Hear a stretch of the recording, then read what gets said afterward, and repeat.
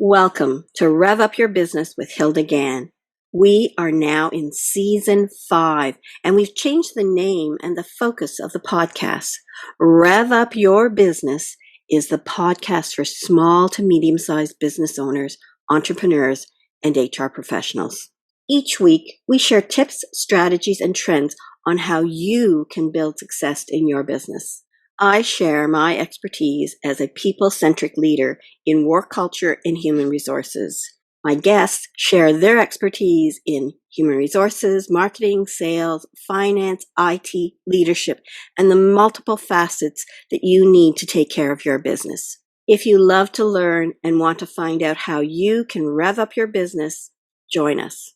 Welcome to episode 1 of season 5. We changed the format a bit. This year, I want to help business owners and entrepreneurs and human resources get more tips and strategies on how to build that business. And it doesn't matter if you're one person or 25 or 125 or 1,000, you need to build a people-centric business. And that's with your partners, your staff, and colleagues that you work with. So listen in and learn tips and strategies. Did you start a business because you were thinking, I want to start my own business. I want freedom. I want flexibility. I want to call my own hours. And now that you're building that business, you realize you have to be the jack of all trades. You have to be thinking about, what do I need to do the finance, the payroll, the strategies, the marketing, the social media. All of these things fall on you. And so listen in on Rev Up Your Business to learn more about expertise and tips and strategies on how other people do it. And through this, I'm hoping that you'll find it rewarding and learning. I want to share my knowledge, my expertise in human resources, in building and scaling a business and being that ops person, as well as invite some of my colleagues and experts in the field on various aspects such as social media, technology, marketing, sales, finance. So what do I want to start with? I want to start this week's episode with work-life balance. You started your business because you wanted a work-life balance. You're an executive because you want to build a business, but you want to have some time for yourself. So let me start by sharing my journey and how I see it as a triangle of balancing the work that you want to do with the family life that you want to have, and then yourself. And by yourself, I mean making sure there's time for you to enjoy certain things, to recuperate, to de-stress. And I wasn't one of those people that always did that. I focused more on the other two parts of the triangle. The work. I love the work that I do. I love helping people. I love helping them build their business, scale their business, and to help them with their journey by giving them knowledge that will help them think about how to apply it. And the other thing was my family. I spent a lot of time helping, guiding, supporting, being with my family. And if anything sacrificed, it was me. It was my time to do things. And I remember working with a coach, and the coach said, I said to the coach, I'm going to go for a massage today. It's my guilty pleasure. And she pointed out that it shouldn't be guilty. You shouldn't feel guilty about it. You should feel that this is something that you're worthy of, something that you should reward yourself. And I guess over the course of the last few years, I've had to learn that to take time off for myself isn't taking time off. It is time that you need to spend to rejuvenate, to feel happy, to build that balance in life. So let me take you back a couple of years now to, even before that. I was one of these people that juggled everything and was blessed with that ability to, kind of be able to pull out all the stops and work and then only sleep for 3 hours. And I would tell myself, I'm fortunate that I'm one of those people that can sleep and give 120% of my time and then still sleep. And I remember talking to somebody who's a bit of an intuitive and says, no, Hilda, I think your body is saying, we can't do 120% anymore. And they said, I'm hearing 75%. And I'm going, oh, no, not 75%. I can't live with just 75%. What about 85%? If they can just manage 85%. So here's this person who's an intuitive is talking to me about my body saying, and I'm going like this. And this was at a time where I was actually undergoing some physical pain.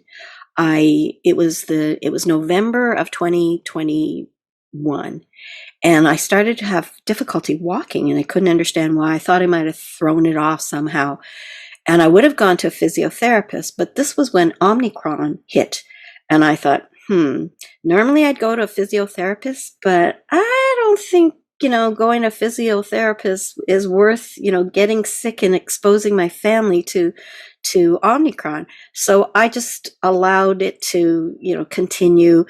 And through Christmas, it didn't get any better. I was having difficulty taking the stairs. And long and short of it is by March, I got a diagnosis. I had osteoarthritis of the hip. And it was really painful. Some days I wouldn't know how far I could walk. I couldn't take the stairs. By 6 o'clock, I was asking my family to help me do things because I just couldn't do it anymore. And I started getting therapy and support and nutraceuticals that would help optimize my inflammation or my joint pain and reduce my inflammation. And it was about November, a year later, that the doctor saw me again, and he said my osteoarthritis had gone from moderate to severe and that I would need surgery. Wait list, 4 to 6 months. I was due for a vacation with my family to Japan, and asked my doctor, and he said, okay, do go to Japan and then have surgery, which turned out to be very optimum because I was able to walk 10,000 steps per day and build up that optimum health for recovery. So during this journey of like 15 months, I realized I needed to focus more on my balance of life, my health, and hence that guilty pleasure became more of, yes, I need to make sure I do this. And so by the time we were heading to Japan, I was in a mental mindset to balance work, family, and self. I used to do a lot for my family happily and joyfully. And I suddenly realized that I was going to go into surgery. And for 2 weeks, they were going to have to help me, support me with food and help me do whatever I needed to do to get around and to get mobile again. And then they would have to do their own cooking and cleaning, etc.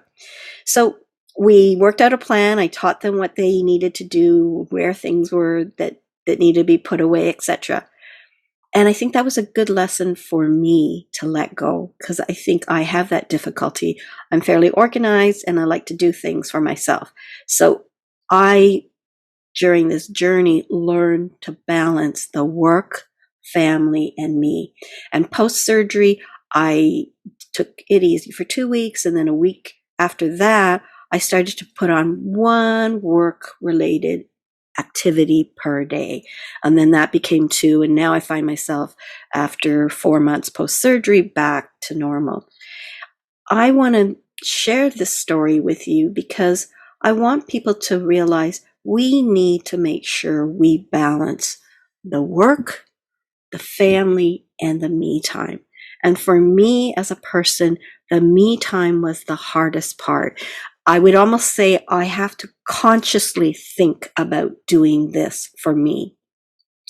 And you know how they say, if you do something for 6 weeks, it becomes a habit. So I've had many, many months now to learn this habit, and it's becoming more automatic. I don't use the word guilty pleasure, and I still laugh when some of my colleagues who were in group coaching together would say, yeah, Hilda, remember when you used to say, taking time off was a guilty pleasure? So I understand this is good. This is good for me. It's good for my family, and it's good for work. What do they say? When you are happy, when you are at peace, everything else flows well.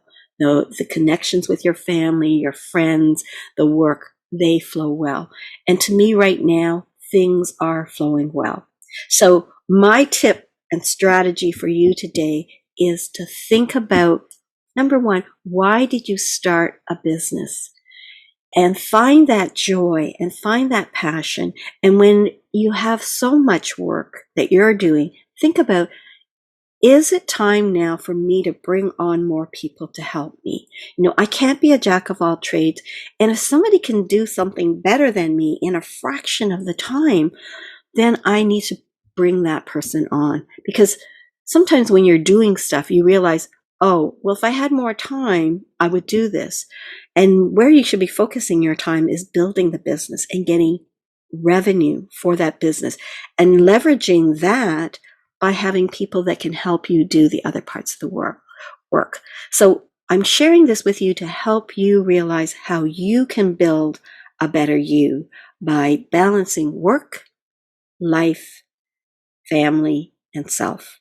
And when you do that, you will be a happier, healthier entrepreneur, business owner, and this will be the success. So I want to continue with different topics every week to help you in your business. If you like this, give it a thumbs up and share it with others.